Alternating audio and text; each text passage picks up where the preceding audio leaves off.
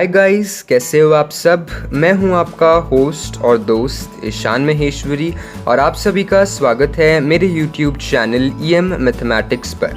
तो आज के इस वीडियो लेक्चर में हम क्लास 9th CBSE मैथ्स का चैप्टर नंबर 1 नंबर सिस्टम का लेक्चर नंबर 24 लेकर आए हैं, जिसमें हम आपकी मैथ्स की NCERT टेक्स्ट बुक के पेज नंबर 22 और 23 के ऊपर प्रेजेंट एग्जाम्पल्स 17, 18, 19 एंड 20 के सॉल्यूशंस को डिस्कस करने वाले हैं।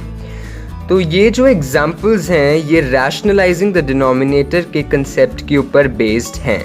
जिन बच्चों को रैशनलाइजिंग द डिनोमिनेटर का कंसेप्ट आता है वो इन एग्जाम्पल्स को बहुत ही ईजिली किल कर देंगे, बट जिनको नहीं आता तो वो मेरे इसी नंबर सिस्टम सीरीज़ का लेक्चर नंबर 23 यानी प्रीवियस लेक्चर देखें। उसमें मैंने रैशनलाइजिंग द डिनोमिनेटर के A to Z concepts with some basic questions discuss किए हैं। तो अगर आपको नहीं आता है तो आपको वो वीडियो देखने के बाद 100% आ जाएगा।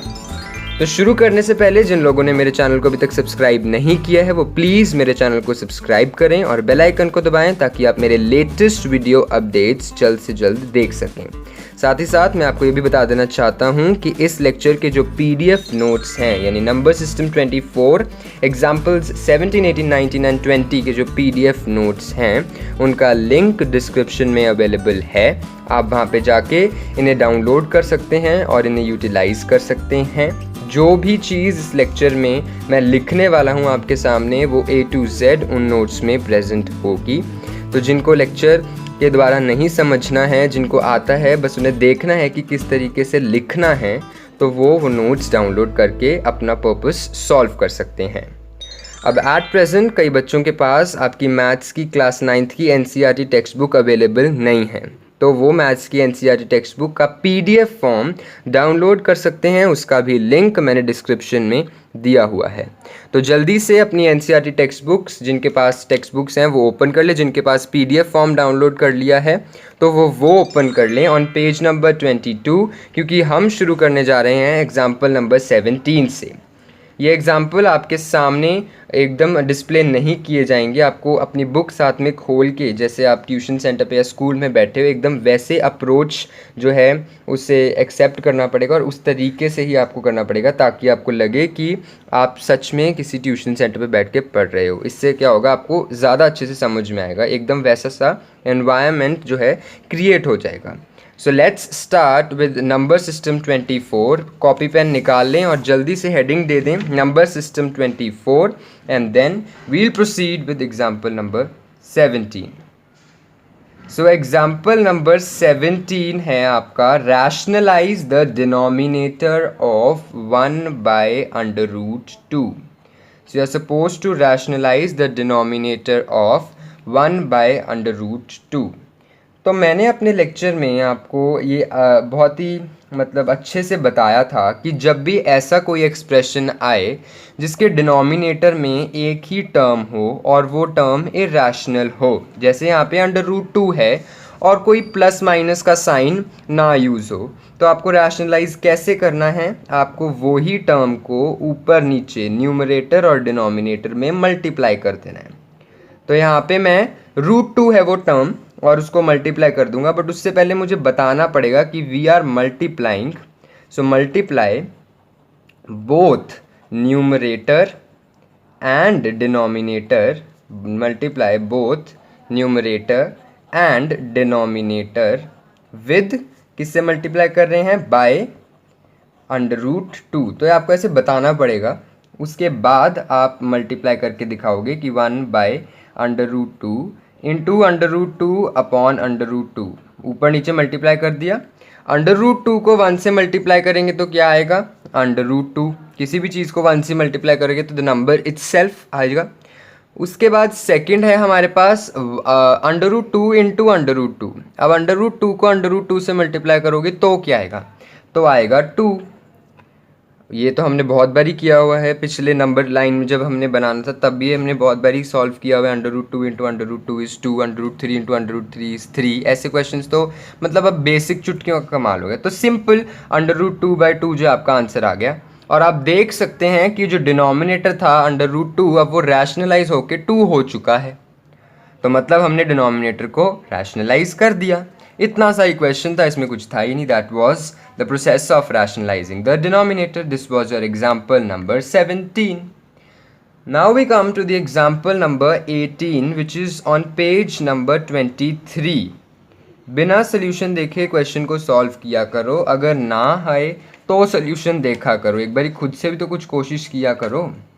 So we have the next example number 17 to rationalize the denominator of 1 upon 2 plus under root 3.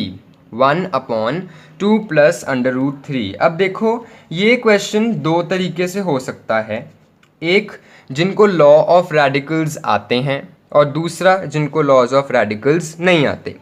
देखो स्टार्टिंग का प्रोसेस एकदम सेम होगा. अब मैंने आपको ऐसे को भी सॉल्व करना सिखाया हुआ है कि जब प्लस माइनस का साइन आ जाए तब क्या करना है, तब इस साइन को ऑपोजिट करके ऊपर नीचे मल्टीप्लाई कर देना है. तो मैं क्या करूँगा इसमें, multiply both numerator and denominator. Multiply both numerator and denominator by 2 minus under root 3. Denominator by 2 minus under root 3, क्योंकि मैंने क्या कहा था कि साइन चेंज करके फिर मल्टीप्लाई करना है. अब आप मल्टीप्लाई करके दिखाओगे कि 1 upon 2 minus under root 3 into, sorry यहाँ पे 2 प्लस है, यहाँ पे 2 माइनस अंडर रूट 3 से मल्टीप्लाई किया ऊपर और 2 माइनस अंडर रूट 3 से मल्टीप्लाई किया नीचे. तो हमारे पास आएगा 2 minus under root 3 into 1 is 2 minus under root 3, और ये आ जाएगा 2 plus under root 3 into 2 minus under root 3. अब इसके बाद दो तरीके हैं, इसके बाद दो तरीके हैं, वो है फर्स्ट मेथड और दूसरा है, यहाँ पे लिख देता हूँ मैं, सेकंड मेथड. तो फर्स्ट मेथड उन बच्चों के लिए है जिनको लॉज ऑफ रेडिकल्स आते हैं, जिनको लॉज ऑफ रेडिकल्स आते हैं, और सेकंड जिनको नहीं आते. अच्छा, लॉज ऑफ रेडिकल्स में तो आपको साफ साफ पता लग रहा है कि यहाँ पे लॉ ऑफ रेडिकल लग रहा है, तो आप लगाओगे वो लॉ. कौन सा लॉ है, by using a plus under root B into A minus under root B we'll get A square minus B. तो मतलब 2 minus under root 3 upon A square यानी 2 का स्क्वायर माइनस बी. अब बी क्या है यहाँ पे, अंडर रूट के अंदर वाला, यानी अंडर रूट के अंदर वाला यानी 3. तो क्या आएगा आंसर इससे, 2 minus under root 3 upon 4 minus 3. Hence you get 2 minus under root 3 by 1 which is equal to 2 minus under root 3 which is your answer. तो ये कैसे सॉल्व किया हमने, ये हमने सॉल्व किया by using the laws of radicals, by using this law of radical. अब जिन बच्चों को ये लॉ रेडिकल का नहीं आता वो दूसरे मेथड से अप्रोच करें. वो दूसरा मेथड क्या है, जो 8th क्लास में आइडेंटिटीज़ पढ़ी थी. क्या आइडेंटिटी थी, बाय यूजिंग, अब यहाँ पे आपको दिख रही है वो identity, a plus B A minus B, A plus B A minus B. What is the answer, A square minus B square. तो क्या आएगा, 2 माइनस अंडर रूट 3, ए का स्क्वायर यानी 2 का स्क्वायर, माइनस बी क्या है, रूट 3 पूरा है बी, ये पूरा है बी, अंडर रूट 3 का स्क्वायर. क्या आएगा, 2 minus under root 3 upon 4 minus root 3 का स्क्वायर 3. अभी भी बताया था root 3 into root 3 is 3. So we get 2 minus under root 3 by 1 which is 2 minus under root 3. Answer same आएगा, तरीका अलग अलग है. जिसको ये वाला आता है वो ये वाला करे, जिसको ये वाला आता है ये वाला करे. जिसको लॉज ऑफ रेडिकल्स नहीं याद हो पा रहे हैं वो ये वाला तरीके से करे, जिसको अच्छे से टिप्स पे याद है वो ये वाला करे. सो क्वेश्चन ईजी था, रैशनलाइजेशन का प्रोसेस आना चाहिए था कि जब भी नीचे प्लस माइनस की मतलब यूज़ हुआ हो तो आपको साइन को उल्टा करके ऊपर नीचे मल्टीप्लाई कर देना है. बाकी सब चीज़ें सेम. 2 प्लस अंडर रूट 3 तो बस 2 माइनस अंडर रूट 3 करके, ये साइन नहीं, इसके आगे साइन नहीं, जो बीच वाला साइन है सिर्फ उसे करना होता है. You get 2 minus under root 3 and hence उसके बाद you it's solved. So that's all about example number 18. It was the easiest of all. Now we come to example number 19. That is let us see what it is actually में. Example number 19. So example number 19 आपके page number 23 के ऊपर present है और वो है rationalize the denominator of let me write here in front of you. Example number 19, वो है rationalize the denominator of 5 upon √3 minus √5. यही है, आप अपने बुक्स में देखें। तो इसको कैसे करना है, नीचे दो टर्म्स हैं, माइनस का साइन है मतलब प्लस का साइन करके ऊपर नीचे इसमें हम मल्टीप्लाई कर देंगे। सो मल्टीप्लाई बोथ, आपको लिखना पड़ेगा multiply both numerator and denominator, multiply both numerator and denominator bye √3 plus √5। तो क्या होएगा, 5 upon √3 minus √5 into √3 plus √5 upon into √3 plus √5। तो 5 को इससे मल्टीप्लाई करोगे तो ऐसे आ जाएगा, ये तो अब आता ही होगा आपको, और नीचे हो जाएगा √3 माइनस √5 और यहाँ पे √3 प्लस √5। अब आगे फिर से आप इसको दो तरीक़ों से इतना तो मुझे लगता नहीं कुछ इसमें डिफ़िकल्ट है।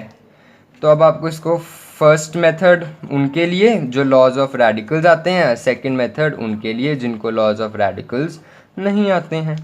अब लॉ ऑफ रेडिकल ये वाला तो हमने पढ़ा ही हुआ है, बाय यूजिंग, कौन सा लॉ होगा यहाँ पे, √a minus √b into √a plus √b is a minus b। ये लॉ किसने पढ़ा है, जिसको लॉज आते हैं उसने ये लॉ ज़रूर पढ़ा होगा, और जिसको लॉज आते हैं और उसने लॉ नहीं पढ़ा मतलब उसने लॉज ढंग से पढ़े ही नहीं हैं। तो क्या होगा अब ये 5 √3 प्लस √5 ऊपर का ऐसे, नीचे क्या लग जाएगा, नीचे लग जाएगा a माइनस बी। a क्या है, √ के अंदर वाला, b क्या है, √ के अंदर वाला। तो a है 3, b है ये। तो आपका आंसर आएगा 5 √3 प्लस √5 अपॉन -2। इस माइनस को ऊपर भेज दो तो आंसर आएगा -5 √3 plus √5 upon 2 is your answer. आज थोड़ी राइटिंग फास्ट के चक्कर में ख़राब हो रही है, बट फास्ट इसलिए है क्योंकि मुझे नहीं लगता अब इसमें कुछ स्लो करके ऐसे ABCD तरीके में आपको समझाने वाला है। 9th क्लास के हो, इतना तो समझ में आ ही जाता है आपको। अब दूसरा मेथड उनके लिए जिन्हें आता नहीं है, लॉज ऑफ रेडिकल्स, और यहाँ पे कौन सी यूज़ हो सकती है identity, a minus B, a plus B, a square minus B square. भाई तुमने 3 आइडेंटिटीज़ पढ़ी हैं, a प्लस बी का whole square, a minus B का होल स्क्वायर और ये a square minus B square. अब तीनों में से एक तो लगेगी, देख लो कौन सी लगेगी। मुझे तो साफ साफ दिख रही है कि यही लगेगी, आपको थोड़ा टाइम लगेगा पर फिर भी दिख जानी चाहिए क्योंकि 3 आइडेंटिटीज़ हैं, इतना क्या खोजना है, साफ साफ दिख रही है a minus B a plus B. तो अब लगा दो a minus B a plus B, ये ऊपर का तो ऐसे ही रहने देंगे, a square minus B square. a क्या है, पूरी टर्म यानी √3 का स्क्वायर, b क्या है, पूरी टर्म यानी √5 का स्क्वायर। क्या आएगा, 5 √3 प्लस √5, नीचे √3 का स्क्वायर 3, √5 का स्क्वायर 5, यही सेम टर्म आ जाएगी। 5 √3 प्लस √5 अपॉन -2, माइनस चला गया ऊपर तो -5 √3 plus √5 upon 2 is your answer. That's the easiest of all. समझ में आ गया होगा। फर्स्ट मेथड उनके लिए जिनको लॉज ऑफ रेडिकल्स आते हैं तो वो ये लॉ ऑफ रेडिकल लगा लेंगे। दूसरा मेथड जिनको लॉज ऑफ रेडिकल्स नहीं आते बल्कि 8th क्लास में की हुई आइडेंटिटीज़ आती हैं तो वो ये वाली आइडेंटिटी लगा लेंगे। So now we proceed to example number 20, which is again present on page number 23. So we have example number 20, that is to rationalize the denominator of 1 upon 7 plus 3 under root 2. So you're supposed to rationalize the denominator of 1 upon 7 plus 3 under root 2. तो अब इसमें आपको क्या करना है, same तरीके से multiply करना है ऊपर नीचे जैसे हमने प्रीवियस क्वेश्चंस में किया हुआ है, बस साइन को उल्टा कर देना है। सो multiply both numerator and denominator by, you are supposed to multiply both numerator and denominator by 7 minus 3 under root 2. So क्या बनेगा आपका यहाँ पे 1/7 plus 3 under root 2 into 7 minus 3 under root 2 upon 7 minus 3 under root 2. 1 को किसी number से multiply करोगे तो वो ही सेम नंबर आ जाएगा और नीचे आ जाएगा 7 प्लस 3 अंडर रूट 2 और 7 माइनस 3 अंडर रूट 2. अब आप कहोगे कि इसको हम आगे फिर से दो मेथड से करेंगे, एक लॉज ऑफ रेडिकल्स से और दूसरा आइडेंटिटीज़ से. बट नहीं, इसमें हम इसको आइडेंटिटीज़ से सॉल्व करेंगे, ना कि लॉज ऑफ रेडिकल से. आई रिपीट, इसको हम आइडेंटिटीज़ वाले मेथड से सॉल्व करेंगे और लॉज ऑफ रेडिकल्स वाले मेथड से नहीं करेंगे इसको हम सॉल्व. अब क्यों नहीं करेंगे? क्योंकि ऐसा कोई लॉ नहीं है जो डायरेक्टली यहाँ पे अप्लाई हो. आपने लॉ पढ़ा है a plus under root B into A minus under root B is equal to A square minus B. But क्या आपने a प्लस ऐसे c under root B A minus c under root B का law पढ़ा है? यहाँ पे तो ये भी बीच में प्रॉब्लम डाल रहा है. ऑल्दो ये लॉज ऑफ रेडिकल से हो जाएगा बट बहुत ही कॉम्प्लिकेशन के साथ, एंड आई डोंट वांट कि you should do this with any sort of complication, जब ये सिंपल आइडेंटिटीज़ वाले मेथड से हो सकता है. So it is better to not to use any law of radical in questions in which these laws are not directly applicable. जिन questions में ये लॉज डायरेक्टली एप्लीकेबल नहीं हो रहे हैं उन क्वेश्चंस में आप आइडेंटिटीज़ से सॉल्व करो. आइडेंटिटीज़ तो सबको ही आती हैं. तो हमारे पास क्या था ऊपर? हमारे पास था 7. आई रिपीट, हमारे पास था 7 minus 3 under root 2 upon 7 plus 3 under root 2 into 7 minus 3 under root 2. अब इसको हम आइडेंटिटीज़ वाले मेथड से सॉल्व करते हैं क्योंकि लॉज ऑफ रेडिकल डायरेक्टली ऐसा हमारे पास कोई नहीं है जो इस पर अप्लाई हो जाए. By using a plus B into A minus B we get A square minus B square. We get A square minus B square. अब क्या होता है? A square minus B square लगाते हैं. 7 minus 3 under root 2, A square यानी 7 का square, B square यानी 3 under root 2 का स्क्वायर. फिर 7 माइनस 3 अंडर रूट 2 ऊपर ऊपर वैसे 7 का स्क्वायर 49. अब इसका कैसे स्क्वायर करोगे? पहले इसका स्क्वायर फिर इसका स्क्वायर. 3 का स्क्वायर 9 इंटू रूट 2 का स्क्वायर 2. बीच में साइन क्या है? मल्टीप्लाई का. आई रिपीट, 7 का स्क्वायर 49. फिर इस पूरे में हमें दो नंबर्स का स्क्वायर करना है, 3 का और रूट 2 का. तो 3 का स्क्वायर 9 अंडर रूट 2 का स्क्वायर 2, बीच में साइन मल्टीप्लिकेशन का. तो क्या आ जाएगा? 7 minus 3 under root 2 upon 49 minus 18. 7 minus 3 under root 2 upon 49 minus 18. तो इसको आप सॉल्व करोगे तो आएगा 7 minus 3 under root 2 upon 31, which is your answer. And hence these questions of rationalizing the denominator are way too easy. But सिर्फ आपको इसमें एक कैलकुलेशन ढंग से परफॉर्म करनी होती है और दूसरा आपको पता चलना चाहिए कि हमें मल्टीप्लाई न्यूमरेटर और डिनोमिनेटर को किससे करना है. तो वो आपको आई गेस ये 4 एग्जाम्पल्स करके समझ में आ गया होगा. अब नेक्स्ट लेक्चर से we'll be proceeding with exercise 1.5 and approximately it will taking 30 lectures in total to complete this chapter. तो ये 24th lecture, 6 lectures और आपका ये chapter complete हो जाएगा. So that's all we have for us today. तो पढ़ाई करते रहें और अगर आपने मेरे चैनल को अभी तक सब्सक्राइब नहीं किया है तो प्लीज़ मेरे चैनल को सब्सक्राइब करें और बेल आइकन को दबाएं ताकि आप मेरे लेटेस्ट वीडियो अपडेट्स जल्द से जल्द देख सकें. जिन लोगों को ये लेक्चर, ये वीडियो एकदम समझ में आ गई, एग्जाम्पल्स एकदम समझ में आ गए, तो वो वीडियो को लाइक करें, शेयर करें अपने फ्रेंड्स, क्लासमेट्स, फेलोमेट्स के बीच में. और अगर आपको कोई डाउट है इससे रिलेटेड तो उसे भी ज़रूर से ज़रूर कमेंट करें कमेंट सेक्शन में. मैं आपको उस डाउट का रिप्लाई ज़रूर देने वाला हूँ. एक बार ये आपको फिर से याद दिला दूं तो इस लेक्चर के जो PDF नोट्स हैं उनका लिंक डिस्क्रिप्शन में अवेलेबल है। आप वहाँ पे जाके इन्हें डाउनलोड करें और यूटिलाइज़ करें। A to Z जो कुछ भी मैंने अभी आपके सामने लिखा वो सब कुछ वहाँ पे प्रेजेंट है। तो खुद जो आलसी लोग हैं जो नहीं लिख सकते हैं खुद से, वो उन नोट्स को डाउनलोड कर लें। So that's all.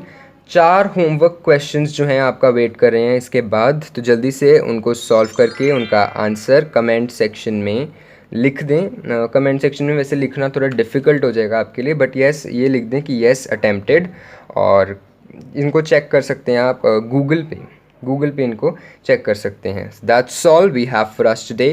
Thank you and have a very nice day ahead.